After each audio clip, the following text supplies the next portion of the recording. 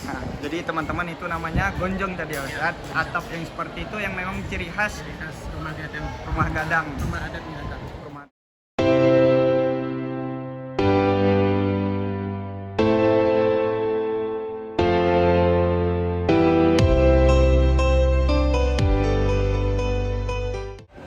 Jadi setelah kita melihat tadi ruang BK, oh jadi Ustadz ini, saya ingin bertanya kenapa atap dari Tawalib itu memang khusus dia? Kayak apa Ini kita namanya? memunculkan ciri khas rumah gadang, Rumah gadang. adat Minangkabau. Jadi ini namanya gonjong. Oh ini nama padangnya Ustadz? Iya, nama padang itu gonjong. Jadi Gonjong. ciri khas Sumatera Barat. Kita masih pengen memunculkan ciri khas Sumatera Barat yaitu di Parabe. Nah, jadi teman-teman itu namanya gonjong tadi ya Ustadz. Atap yang seperti itu yang memang ciri khas Ciri khas rumah gadang, rumah gadang. rumah adat Minangkabau. Rumah adat Minangkabau. Dan apakah dari awal pembangunan udah ada seperti itu atau apa Belum. gitu? Kalau ini pembangunan gedung ini sejak terjadinya gempa tahun 2007. Jadi tahun 2007 itu semua bangunan di sini roboh kena gempa. Kemudian mulai pembangunan seperti yang kita lihat sekarang. Jadi ini desain terbaru. Inilah teman-teman namanya gonjong.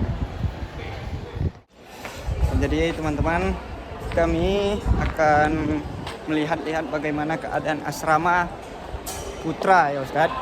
Keadaan asrama putra yang ada di pesantren Tawalib ini. Jadi Ustadz, rupanya ini bangunan baru begitu ya Ustadz? Iya, bangunan baru. Karena bangunan lama itu sudah runtuh semua waktu gempa tahun 2007. Jadi nggak ada lagi yang tersisa apanya gitu Ustadz? Untuk sekarang yang bangunan lama gitu Ustadz? Ada cuma tinggal satu komplek, nanti kita bisa lihat. Jadi ketika gempa itu Ustadz, ke mana anak-anak belajar? Jadi waktu gempa itu kita belajarnya di tenda darurat. Hampir 1 tahun kita belajar di tenda, kemudian baru dimulai lagi pembangunan asrama. Berarti sempat di tenda belajarnya Ustadz? Iya, kita izin sebentar ya. Jadi kita akan menuju ke asrama putra ya Ustadz. Itu tepatnya di mana Ustadz? Ada di depan kampus kita. Di depan kampus ya Ustadz. Jadi asrama putra itu ada 3 kompleks, di depan kampus, di belakang masjid, sama di belakang kampus aliyah. Berarti keluar lagi gitu ya Ustadz? Jadi teman-teman juga ini di belakang kami ada banyak piala yang telah disabet oleh Pondok Pesantren Tawalib yang memang ini banyak nggak terhitung ya Ustaz.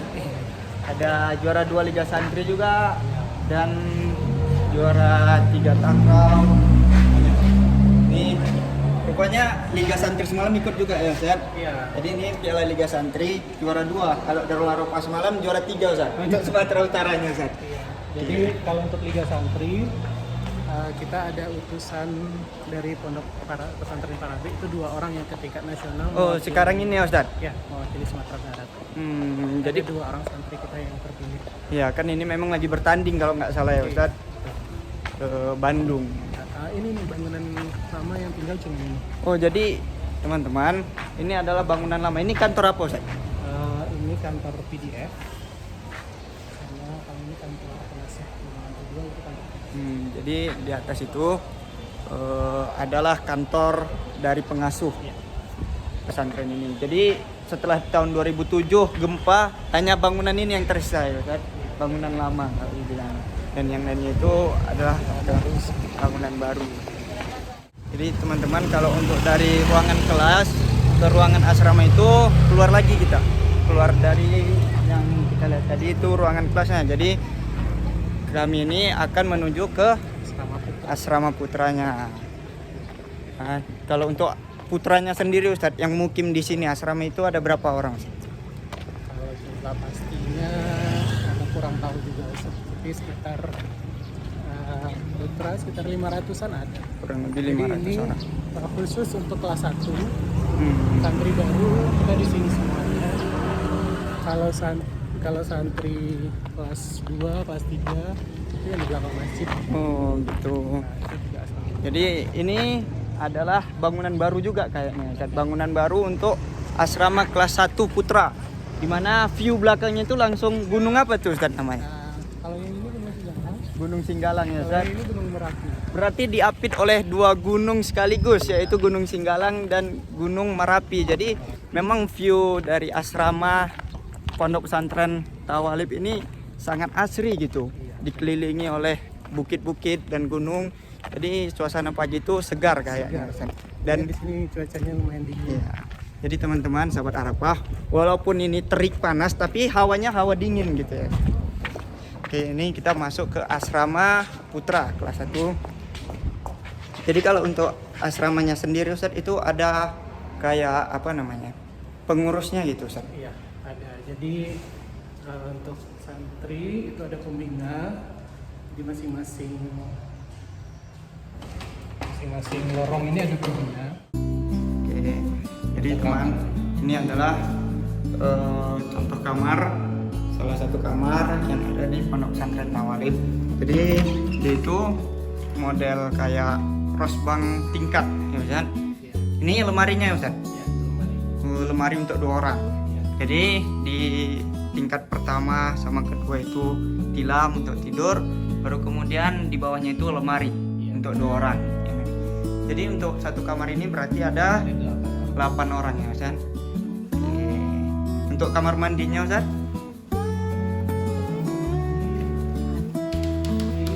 Jadi setiap lorong ini pun ada 1, 2, 3, 4, 8 kamar. 8 kamar untuk santri barunya ya Ustaz, berarti kelas 1. Kalau untuk dapur sendiri kayak mana Ustaz sistem makan di sini? kalau dapur kita pusatnya satu, ada satu dapur. Ini nanti dapur yang mengantarkan ke asrama. Asrama. Oh, berarti sistem makannya itu dapur umum yang besar yang ngantar ke asrama-asrama ya Ustaz, yang ada di pondok ini.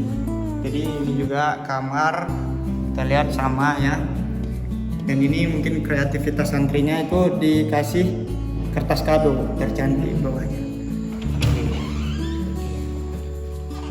Nah, di sama juga kayak pesantren Darul Arafah, alat mandi, baru kemudian ada tilam.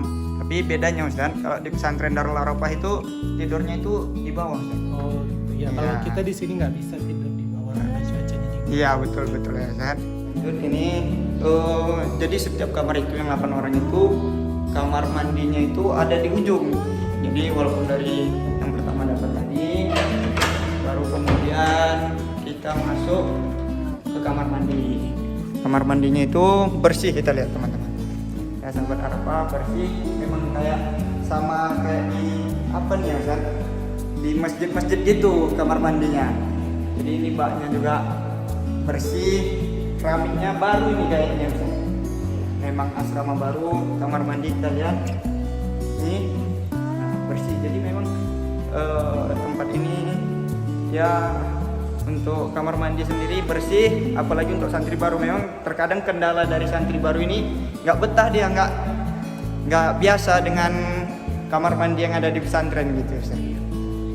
Oke. Kalau untuk sistem makan tadi gimana nih? Kayaknya ada nasi apa semacam di sini makannya di kamar atau gimana?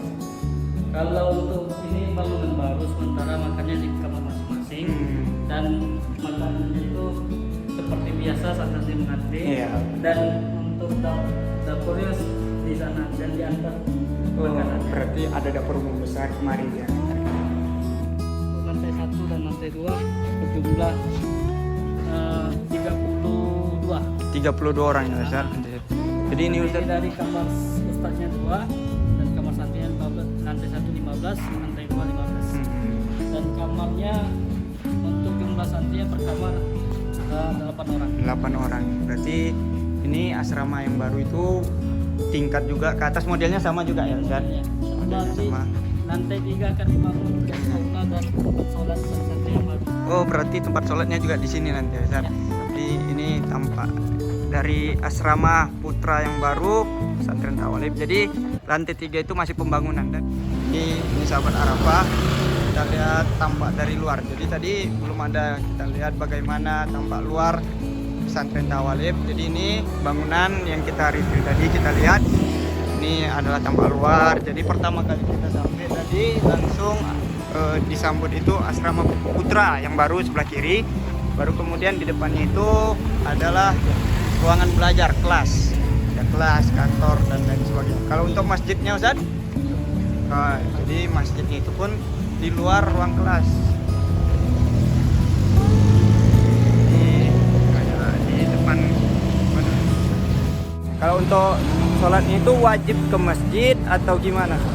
Kalau untuk sholat, karena kapasitas masjid kita tidak memadai untuk seluruh santri, jadi santri kelas aliyah dan santri kelas 1 itu sholatnya di masjid. Santri kelas 2 dan kelas 3 sanawiyah itu sholatnya di hall. Di asrama ya kan? Ya, ada hall. Oh, aula, kayak aula gitu ya aula Ustaz? terbuka. Jadi kita ke masjid dulu ya. Oke, jadi kita setelah melihat asrama menuju ke masjid. Jadi masjid ini memang khusus punya pesantren atau masjid umum Ustaz? Ini masjid masyarakat yang punya. Yang punya itu daerah Parabe, tapi lebih banyak dimanfaatkan oleh santri Parabe. Dan kita lihat teman-teman, memang suasana di sini asri. Ya, di belakang itu pun kita lihat itu Gunung Singgalang tadi ya Ustaz. Jadi walaupun panas Ustaz, ini hawanya hawa dingin. Dan ini adalah masjid.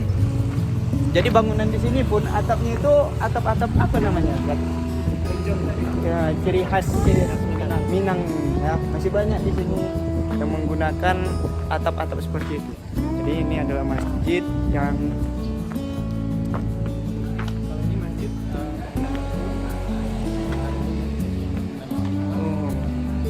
ini makam Syekh Musa. jadi ini Parabe. adalah makam dari pendiri pertama ya kan?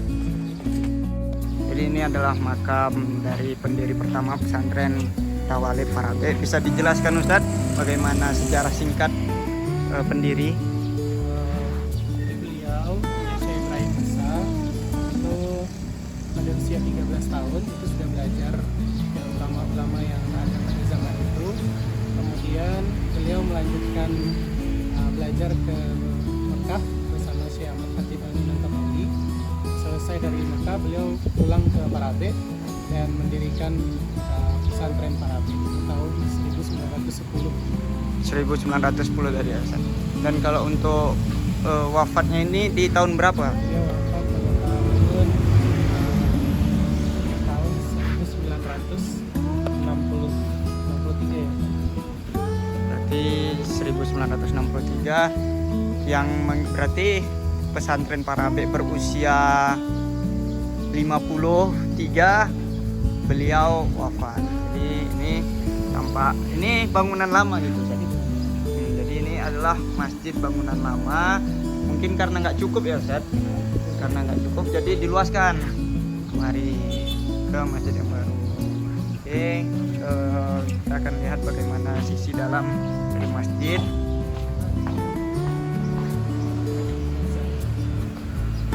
Assalamualaikum.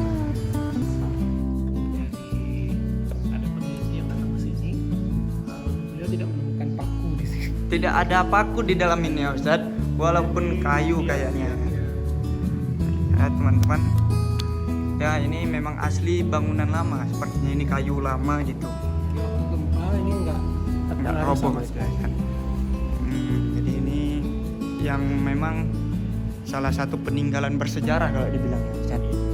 Yang jadi kalau untuk santri yang sholat Jumat itu kemari semua Ustaz. Jadi ini bangunan lama, memang ciri khas bangunan lama itu masih terlihat, dan walaupun bangunan lama dirawat akhirnya Ustaz.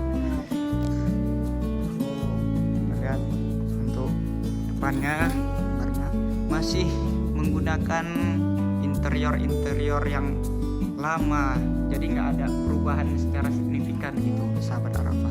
Dari mimbarnya saja terlihat mimbar-mimbar tahun lama itu ya, tahun dulu. Jadi memang dipertahankan dia kebudayaan ciri khas yang ada di pesantren Tawalib.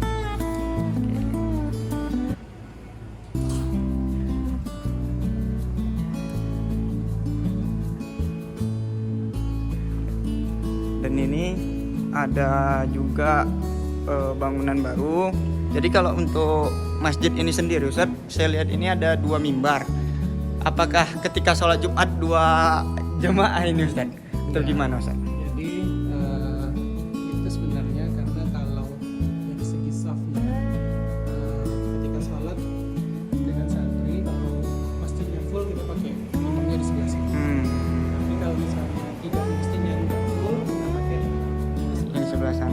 Ustaz. Gitu.